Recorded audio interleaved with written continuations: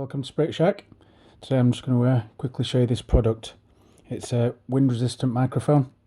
It's one of the high quality ones we do. Well, it's probably the best one we do. Highest in terms of quality and highest in terms of cutting out wind noise. Yeah, so great if you're ghost hunting outdoors and it's a bit of a windy day. It does cut out that noise. Yeah, it's actually this fur that kind of dulls it down, but somehow it lets the voice through fine. So it's a Boya BY-MM1. So that's the make and model of it.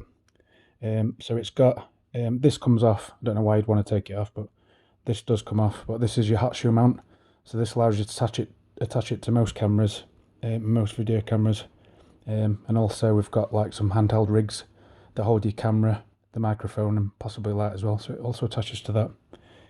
So it'll plug into anything that's got a 3.5mm audio jack.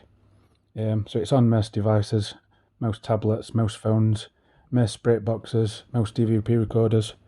So you can use it with the ghost hunting app on your phone as a microphone, or you can use it with an EVP recorder as a microphone, or for your camera, or for your phone if you're filming video as a microphone. Yeah, so you actually get two cables.